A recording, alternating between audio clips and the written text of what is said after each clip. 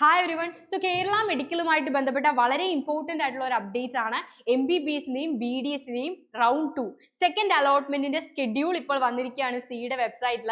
അപ്പൊ നിങ്ങൾക്ക് കാണാം അവിടെ എന്തൊക്കെ കാര്യങ്ങളാണ്. എന്ന് തൊട്ട് ഓൺലൈനായിട്ട് ഓപ്ഷൻ കൺഫർമേഷൻ നിങ്ങൾക്ക് നടത്താം. അത് എന്ന് വരെയാണ്. റീഅറേഞ്ച്മെന്റ് നടത്താനുള്ള ഡേറ്റുകൾ നിങ്ങൾക്ക് ഡിലീഷനും റീഅറേഞ്ച്മെന്റും ഒക്കെ പോസിബിൾ ആണ്. അത് എന്ന് വരെ നടത്താം. സെക്കൻഡ് അലോട്ട്മെന്റ് എന്ന് പബ്ലിഷ് ചെയ്യും, എന്ന് നിങ്ങൾക്ക് ജോയിൻ ചെയ്യാം. ഈ സ്കെഡ്യൂൾ നിങ്ങൾ കംപ്ലീറ്റ് ആയിട്ട് കണ്ടിരിക്കുക അല്ലെ. ഇപ്പൊ കാണുന്ന നിങ്ങൾ സ്കെഡ്യൂൾ കണ്ടുകൊണ്ടിരിക്കുകയാണ്.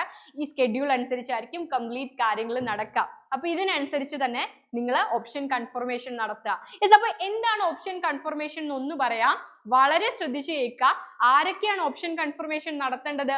ഓൾറെഡി അഡ്മിഷൻ കിട്ടിയവര്, അവർക്ക് റൗണ്ട് 2ലേക്ക് പോകണമെങ്കിൽ, ഹയർ ഓപ്ഷനിലേക്ക് പോകണമെങ്കിൽ ആ അഡ്മിഷൻ കിട്ടിയ കുട്ടികൾ മാൻഡേറ്ററി ആയിട്ടും ഓൺലൈൻ ഓപ്ഷൻ കൺഫർമേഷൻ നടത്തണം.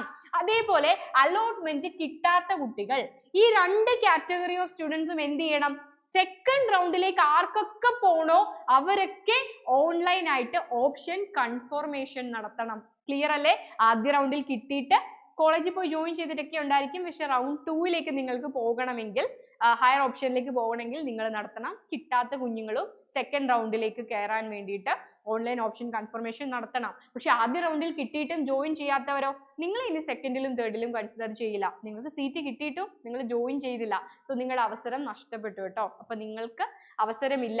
ബട്ട് ഓൾറെഡി ജോയിൻ ചെയ്ത കുട്ടികൾ ഹയർ ഓപ്ഷനിലേക്ക് പോകാനും, അതേപോലെ തന്നെ കിട്ടാത്ത കുട്ടികളും. യെസ്, ഇനി പറയാനുള്ളത് എങ്ങനെയാണ് നിങ്ങൾ ഓൺലൈൻ ഓപ്ഷൻ കൺഫർമേഷൻ നടത്തേണ്ടത്?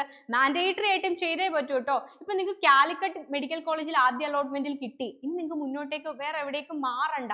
നിങ്ങളൊന്നും ചെയ്യേണ്ടതായിട്ടില്ല. നിങ്ങൾ പോയിട്ട് ഓപ്ഷൻ കൺഫർമേഷൻ ഒന്നും നടത്തണ്ട. ഹയർ ഓപ്ഷനിലേക്ക് പോകണമെങ്കിൽ മാത്രം നിങ്ങൾ അത് ചെയ്താൽ മതി. ഓക്കെ, നിങ്ങൾ സിയുടെ വെബ്സൈറ്റിലേക്ക് കയറുക. നമ്മുടെ www.ce.kerala.gov.in എന്നുള്ള നമ്മുടെ ഈ ഒരു വെബ്സൈറ്റിലേക്ക് പോവുക. അവിടെ കൺഫേം എന്ന് പറയുന്ന ഒരു ബട്ടൺ കാണും. നിങ്ങളുടെ ഈ ഒരു കാൻഡിഡേറ്റ് പോർട്ടലിൽ നിങ്ങൾക്ക് കൺഫേം എന്ന് പറയുന്ന ഒരു ബട്ടൺ കാണാനായിട്ട് സാധിക്കും. അതിൽ നിങ്ങൾ കൺഫേം ക്ലിക്ക് ചെയ്താൽ മതി. അവിടെ നിങ്ങൾക്ക് ഓപ്ഷൻസ് ഡിലീറ്റ് ചെയ്യാനും റീഅറേഞ്ച് ചെയ്യാനും അൺവാണ്ടഡ് ആയിട്ടുള്ളതൊക്കെ ഒഴിവാക്കാൻ അവിടെ സാധിക്കും. ഇപ്പൊ ചില കോളേജുകൾ നിങ്ങൾക്ക് വേണ്ട, സെൽഫ് ഫിനാൻസിങ് സെക്ടറിൽ ആവശ്യമില്ലാത്ത കുറച്ച് കോളേജുകൾ നിങ്ങൾ ആഡ് ചെയ്തു, സീറ്റുകൾ ആഡ് ചെയ്തു, ഇത് ഡിലീറ്റ് ചെയ്ത് കളയാം. ഓർഡർ മാറ്റാം. 5ാമത്തേതെടുത്ത് ഫസ്റ്റ് ആക്കണം. ഓക്കെ, അല്ലെങ്കിൽ ഫസ്റ്റ് എടുത്ത് തേർഡ് ആക്കണം. റീഅറേഞ്ച്മെന്റ് പോസിബിൾ ആണ്, ഡിലീഷൻ പോസിബിൾ ആണ്. പുതിയത് ആഡ് ചെയ്യാൻ പറ്റില്ല. പുതിയ കോഴ്സുകൾ ചേർത്തത് എന്ത് ചെയ്യാം? പുതിയ കോഴ്സുകൾ ചേർത്തിട്ടുണ്ടെങ്കിൽ അല്ലെങ്കിൽ പുതിയ കോളേജുകൾ വന്നിട്ടുണ്ടെങ്കിൽ സെക്കൻഡിലും തേർഡിലും ഒക്കെ ആഡ് ചെയ്യാം. പക്ഷേ നിലവിലുള്ള ഒരു സീറ്റ്, ഇപ്പൊ കാലിക്കറ്റിലുള്ള ഗവൺമെന്റ് MBBS സീറ്റുകൾ ഓൾറെഡി അവിടെ ഉള്ളതാണ് അല്ലെ. പുതിയത് കൂട്ടാത്ത പക്ഷം നിങ്ങൾക്ക് എന്ത് ചെയ്യാൻ പറ്റില്ല? അത് വീണ്ടും ആഡ് ചെയ്യാനൊന്നും പറ്റില്ല.